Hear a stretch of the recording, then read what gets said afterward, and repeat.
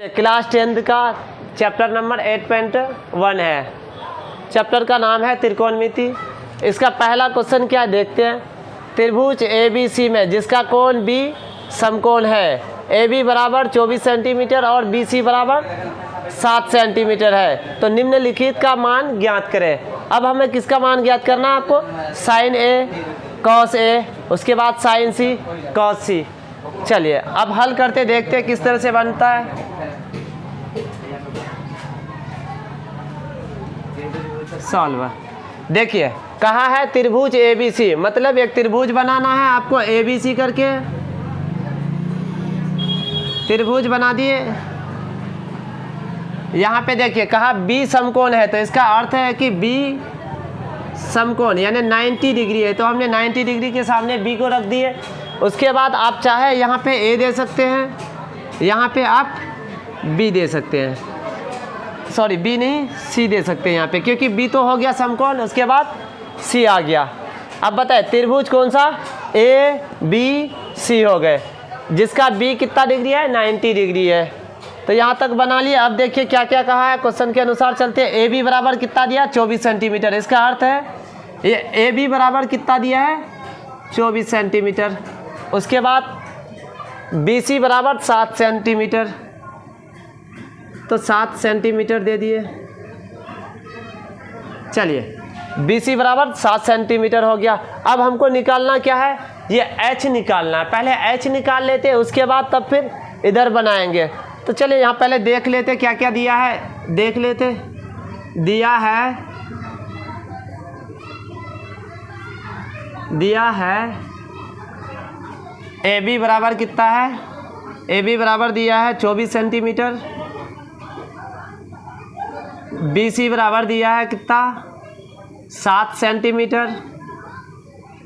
और angle B कितना दिया है, एंगल B दिया है 90 डिग्री। चाहे आप इसको लिख भी सकते या नहीं लिख सकते, कोई दिक्कत नहीं इनसे। चलिए हमें निकालना है पहले AC का वैल्यू। अब AC का वैल्यू अभी हमें पता नहीं है, पहले AC का वैल्यू निकाल लेते हैं। AC बराबर वाट कर देते हैं। अब आपको पता होगा पाइथागोरस प्रमेय से हम निकाल लेते हैं। इधर पाइथागोरस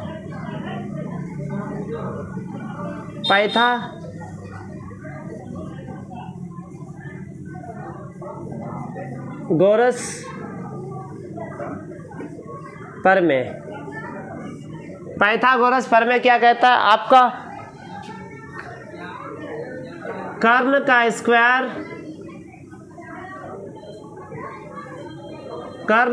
स्क्वायर बराबर लंब का स्क्वायर प्लस आधार का स्क्वायर।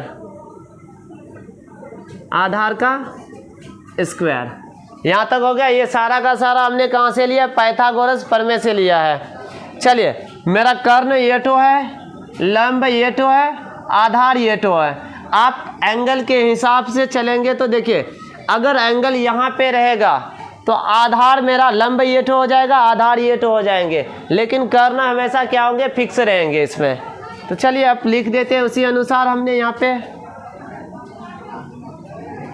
यहाँ पे कर देते हैं, इस जगह है जगह। बताए कर्ण कितना है, कर्ण AC है, तो AC का स्क्वायर कर दिए, AC का स्क्वायर। अब लंब देखिए कितना है, 24 सेंटीमीटर है, तो 24 सेंटीमीटर। इसका BC बराबर यानी AB बराबर कितना हो गया, AB बराबर कितना हो गया,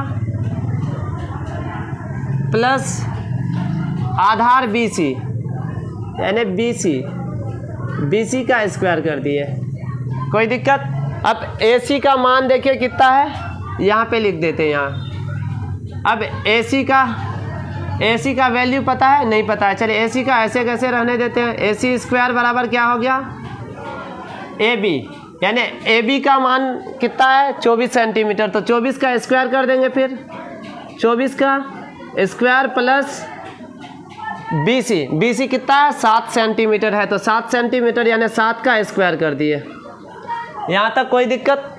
अब बताइए AC का वैल्यू निकालना है तो AC को ऐसे कैसे रख देते हैं। AC स्क्वायर बराबर कितना हो गया 24 का स्क्वायर होता है 576, 576 प्लस 7 का स्क्वायर होता है 49, 7 का स्क्वायर 49 होता है।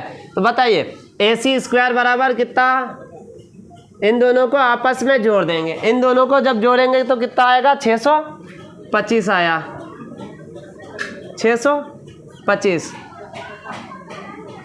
अब बताइए जब स्क्वायर को इधर करेंगे तो क्या होगा, रूट अंडर में आ जाएंगे। तो AC बराबर देखिए, AC बराबर कितना होगा, रूट अंडर 625। अब जब रूट अंडर 625 हो गया तो इसका वर्गमूल कितना आएगा, इसका वर्गमूल आ गया, इसका वर्गमूल निकाल लेंगे। AC बराबर कितना हो गया, 25, क्योंकि 625 का वर्गमूल करने पे कितना आ रहा है, 25 आ रहा है। तो बताइए AC का मान कितना निकल गया, 25 सेंटीमीटर। अब हमें निकालना क्या है, नंबर 1 में दिया है साइन A और कॉस A का वैल्यू निकालना है। चलिए इधर लिख देते हैं, आप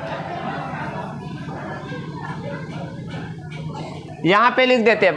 नंबर 1 में क्या कहा है, sine A, sine A, sine A। अब देखिए यहाँ पे एंगल कहाँ है, ये A जो है यहाँ ऊपर है, इसका अर्थ अगर यहाँ पे एंगल रहा, यहाँ पे जो भी एंगल रहा उसको देखना है। अगर ये एंगल जहाँ पे भी रहेगा, देखिए अगर यहाँ पे है तो इसके सीधे वाला P हो जाएंगे, इसके सीधे वाला P हो जाएंगे। अगर एंगल यहाँ का अगर यहाँ पे लेता तो इसके सीधे वाले इधर P हो जाते। फिर समझ में आ गया, P किधर होगा, अभी एंगल यहाँ है तो P किधर हो गया, ये बन गया P मेरा। तो बताइए साइन A बराबर फार्मूला क्या होता है, P/H। क्या होता है, P/H, P/H होता है। बताइए P का, अब P कौन हो गया मेरा, क्योंकि एंगल तो यहाँ पे है, अगर यहाँ एंगल है तो बताइए P कौन हो गया, BC हो गया। तो BC, अब P की जगह क्या लिख सकते हैं, BC बटा, अब H हमेशा फिक्स रहता है, H हमेशा यही होगा, AC ही होगा। तो बताइए H कितना है, AC। अब BC का वैल्यू कितना है, यहाँ देख रहे हैं BC का वैल्यू है 7 सेंटीमीटर, तो 7 बैठा देंगे इधर। अब AC का वैल्यू कितना है, AC का वैल्यू यहाँ निकला 25 सेंटीमीटर, 25 दे देंगे, हो गया एक का। उसके बाद क्या कहा था, दूसरा cos A। तो चलिए cos A को भी इसी प्रकार लिख लेंगे। cos A का फार्मूला, cos का फार्मूला आता है B/H, B/H। बताइए एंगल कहाँ है, एंगल यहाँ पे है, तो इसका अर्थ है अगर एंगल यहाँ पे है तो P किधर हो गया, इधर हो गया। P जब ये ठो हो गया तो B कौन, जब अगर P ये ठो हो जाएंगे तो B किधर, इधर आ जाएंगे। अगर P इधर हो गया तो B इधर आ जाएंगे। ये सारा का सारा डिपेंड है, ये एंगल पे करता है। यहाँ पे एंगल क्या है, A है, तो हम देखेंगे A कहाँ पे, यहाँ पे, तो इसके सीधे वाले क्या हो गए, इधर P हो गए। जब ये P हो गया तो ये B हो जाएंगे फिर। तो बताए B कितना हो गया तब, तो इसके अनुसार अब AB, B कितना होगा फिर, AB। H क्या रहेंगे, हमेशा फिक्स रहेंगे, तो AC हो गया, H बराबर AC। AB का वैल्यू कितना है, 24 सेंटीमीटर है, 24 सेंटीमीटर दे दिए इधर। AC का वैल्यू कितना है उधर, 25 सेंटीमीटर है, 25 दे दिए, हो गया इधर का आंसर। दूसरा देखिए, दूसरा में कहा है साइन C और cos C। तो चलिए साइन C को पहले लिख लेते हैं, साइन C। अब देखिए ये एंगल कहाँ है, अभी एंगल यहाँ A था तो हमने P इसको माना, अब एंगल C है तो P कहाँ, देखिए पहले C किधर है, इधर है, तो इसके सीधे वाले P हो जाएंगे फिर। अब बताए साइन थीटा का फार्मूला क्या होता है, P/H। हम लोग पढ़े हैं बचपन से ही यही कि P/H होता है। लेकिन एंगल को अब देखिए, एंगल के अनुसार P कौन होगा, एंगल यहाँ है तो P इधर हो गया फिर। अब P जब इधर हो गया तो P क्या हो गया फिर, B, यानी AB/P कितना हो गया, AB। अब H लेना है, बट्टा में H है तो H लें, H हमेशा यही फिक्स होता है। AC है H का वैल्यू कितना होगा, AC। अब बताए AB का वैल्यू कितना दिया हुआ है इसमें, इस फिगर में देखिए यहाँ पे दिया हुआ 24 सेंटीमीटर, तो AB का वैल्यू 24 सेंटीमीटर। उसके बाद AC का वैल्यू कितना है यहाँ पे निकाले हम लोग 25 सेंटीमीटर, तो 25 सेंटीमीटर दे दिए। ये हो गया इधर का आंसर। अगला इधर भी दे देते हैं आंसर। अब फिर दूसरा देखिए, दूसरा सवाल क्या था इधर, cos C का वैल्यू निकालना, cos C का वैल्यू। तो चलिए cos C का इसी प्रकार फिर निकाल लेंगे हम लोग, cos C। cos का फार्मूला क्या होता है, B/H होता है, ये बचपन से पढ़े हम लोग, B/H होता है। तो बताइए अभी एंगल कहाँ है, एंगल तो यहाँ पे है।